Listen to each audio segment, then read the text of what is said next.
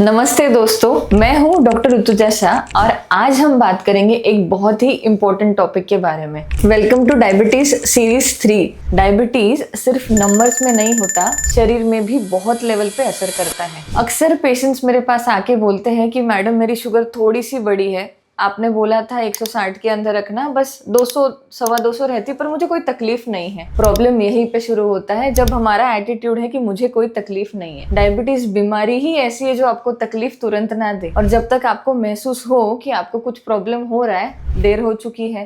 तो ये जो आंकड़े हैं इसको सीरियसली लेना जरूरी है, क्योंकि ये शरीर के अलग अलग हिस्सों में अलग अलग प्रॉब्लम्स क्रिएट कर सकती है। जितना जल्दी आप इसके बारे में जानो, उतना जल्दी इसको आप कंट्रोल करो।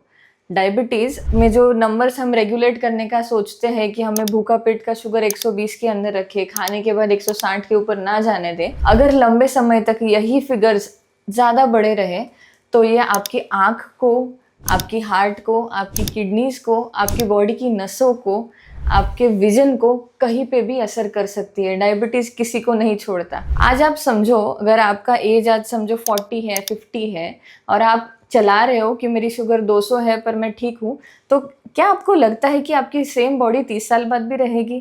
क्या इतनी ही शुगर आपकी बॉडी को नॉर्मल करेगी? नहीं ना। तो जानते हैं कि क्या क्या ये तकलीफ़ें कर रहा है। सबसे पहले बात करते हैं आँखों के बारे में, रोशनी के बारे में। डायबिटिक रेटिनोपैथी दुनिया का सबसे कॉमन, बेसिकली इंडिया का सबसे कॉमन कारण है ब्लाइंडनेस का, अंधेपन का। हम क्या करते हैं, हम शुगर तो चेकअप कराते हैं पर अपना आई चेकअप नहीं कराते हैं। डायबिटीज़ बेसिकली आंखों की नसों पर डायरेक्ट असर करता है, उनका ब्लड सप्लाई कम कर सकता है और ज़्यादा मात्रा में कुछ ऐसी ब्लड वेसल्स बनाता है जो बहुत कमज़ोर है। तो जब भी शुगर बढ़ेगी, नसें फटने का या ब्लड सप्लाई स्लो होने का चांसेस ज़्यादा रहेगा। इससे आगे जाके आपको अलग अलग स्टेजेस में, अलग अलग सीवियरिटी में रेटिनोपैथी का प्रॉब्लम हो सकता है। शुरुआत के स्टेज में शुगर कंट्रोल से या फिर लेज़र थेरेपी से आपकी रोशनी फिर भी ठीक ठाक आ सके, पर आगे के स्टेज में अगर कंट्रोल ना करो तो ये परमानेंट विजन लॉस कर सकता है। इसीलिए आपका साल में एक बार रेटिना स्कैन करना बहुत ज़रूरी है। दूसरा हिस्सा है हार्ट। हार्ट में होता क्या है, आपको लगता है आप शुगर चेक कर रहे हो, डॉक्टर को दिखाने की ज़रूरत नहीं, क्योंकि डॉक्टर तो वही दवा देने वाले हैं, वो और कुछ बोलेंगे नहीं। पर चेकअप क्यों करना है? ताकि आपका बीपी, आपका कोलेस्ट्रॉल सब कुछ चेक में रहे।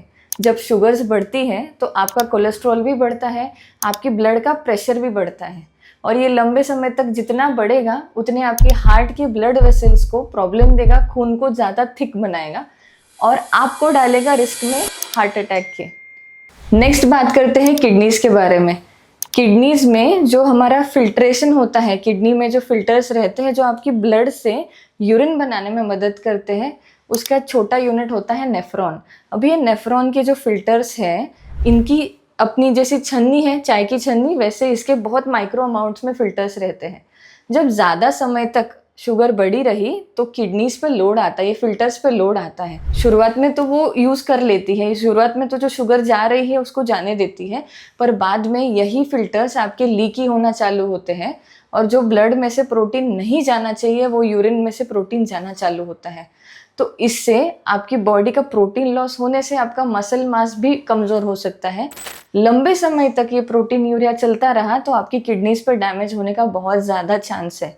शुरुआत के स्टेज में रिवर्स कर सकते हो, आगे के स्टेज में रिवर्स करना मुश्किल है, और बहुत सारे डायबिटिक पेशेंट्स कुछ सालों बाद डायलिसिस के साथ लैंड अप होते हैं। नेक्स्ट ऑर्गन की बात करते हैं, अपनी नसें। जो अपनी नसें हैं, जो हाथ में, पाँव में हैं, वो नसों पे भी डायबिटीज असर करता है। आपने अक्सर महसूस किया होगा कि आपके शरीर में झंझनाहट है या चींटी दौड़ती है, ऐसा महसूस होता है। बहुत सारे लोगों को ऐसा भी फील हो सकता है कि मेरे पाँव में से चप्पल स्लिप हो जा रही है, या फिर चलते वक्त ऐसा लग रहा है कि मेरे पाँव ज़मीन पे नहीं है, गद्दी पे है, इतना नरम ज़मीन लग रही है। तो होता क्या है, जब आपकी पाँव का नस है उसका कोटिंग चला जाता है या नस से सूखना चालू होता है, तो ये सारे लक्षण आपको बहुत हैरान कर सकते हैं। डायबिटीज़ की शुरुआत की स्टेज में कभी कभी ऐसा होता है कि आपकी शुगर 100 है फिर भी आपको ये सिम्टम्स है। तो न्यूरोपैथी का जो प्रॉब्लम है ये बहुत अर्ली स्टेजेस में भी आ सकता है, और जब तक आपको महसूस हो वो परमानेंट भी हो सकता है। इसमें से कोई भी लक्षण को इग्नोर मत करो। डायबिटीज़ हम सिर्फ आंकड़ों पे नहीं गिन रहे हैं, हम हमारे शरीर का पूरा रिपोर्ट कार्ड बना रहे हैं कि कहाँ कहाँ तकलीफ है। इसीलिए आपके डॉक्टर के पास जाके ज़रूर अपना स्क्रीनिंग करवाइए। आपकी हार्ट हेल्थ, आपकी किडनी हेल्थ, आपकी आँखें, फंडस सब कुछ नॉर्मल है कि नहीं है। ये जो मैंने बताया ये आपको डराने के लिए नहीं बताया, बट आपको क्लीन चिट सच्चाई बोलने के लिए बताया कि डायबिटीज़ को सीरियसली लो, आंकड़ों को इग्नोर मत करो। आपको इसके बारे में और जानकारी चाहिए तो ज़रूर अपने डाउट्स कमेंट सेक्शन में डालिए। I will be happy to help. Thank you.